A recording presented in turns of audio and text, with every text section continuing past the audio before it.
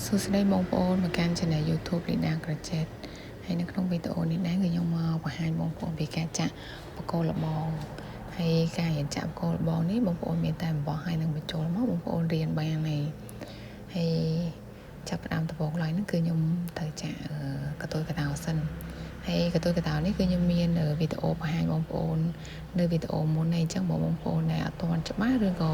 បងប្អូនទៅចាប់ផ្ដើមរៀនថ្មីបងប្អូនអាចទៅមើលវីដេអូមុនរបស់ខ្ញុំបាន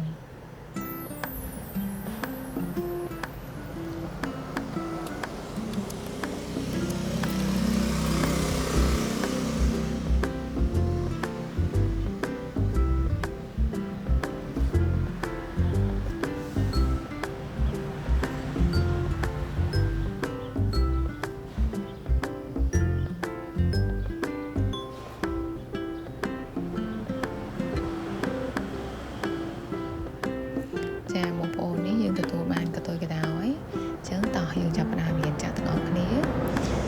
ជំនាញដំបូងគេហ្នឹងគឺការចាក់ slip stick ការចាក់ slip stick ហ្នឹងគឺយើងយកមកចូលមកដាក់ក្នុងប្លុកបែបនេះមកហើយយើងទាក់អំបោះដូចក្នុងវីដេអូអញ្ចឹងមកហើយយើងទាក់អំបោះដែលយើងទាក់មកមិញហ្នឹងចូលទៅក្នុងប្លុកមួយទៀតបែបនេះអាហ្នឹងគេហៅថា slip stick ឬក៏ការបិទមុខនឹងឯងបងប្អូនមើលអត់ទាន់ទេបងប្អូនអាចមើលវីដេអូនឹងម្ដងហើយម្ដងទៀតបានចាគឺយើងចាក់បែបនេះឯងយើងយកមកចូលដាក់ក្នុងប្លុកហើយយើងតាក់មកចាតាក់ចូលក្នុងប្លុកមួយទៀតបែបនេះ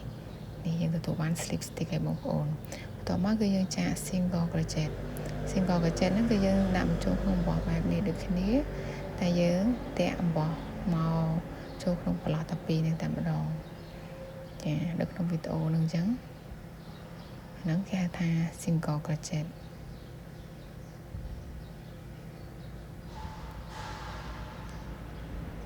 ចាបងប្អូននេះយើងទទួលបាន single crochet ហើយតមកគឺចាក់ half double crochet គឺយើងពណ៌អំបោះនៅក្នុងចូលមកជុំអញ្ចឹងមកហើយយើងដាក់ចូលក្នុងប្លុកហើយបន្ទាប់មកយើងបានប៉ុណ្ណឹងមកយើងតាក់អំបោះចូលក្នុងប្លុកទាំង3ហ្នឹងតែម្ដងគឺយើងទាញឲ្យផុតអញ្ចឹងណាបងប្អូនទាញផុតអញ្ចឹងចាហ្នឹងយើងទទួលបាន half double crochet ហើយបងប្អូនអាចមើលម្ដងទៀតមើលម្ដងហើយម្ដងទៀតបានដើម្បីឲ្យយល់ឲ្យច្បាស់អញ្ចឹងណា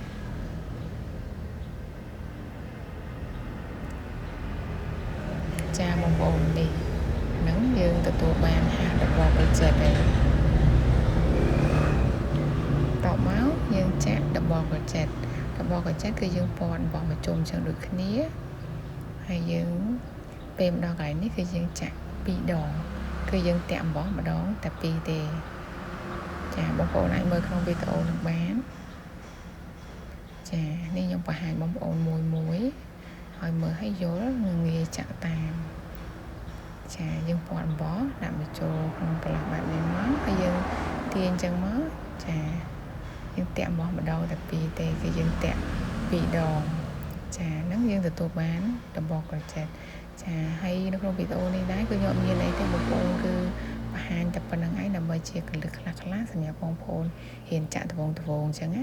ហើយអរគុណបងប្អូនសម្រាប់ការទស្សនាវីដេអូនេះបងប្អូនមានចម្ងល់អីអាច comment នៅក្រោមវីដេអូនេះបាន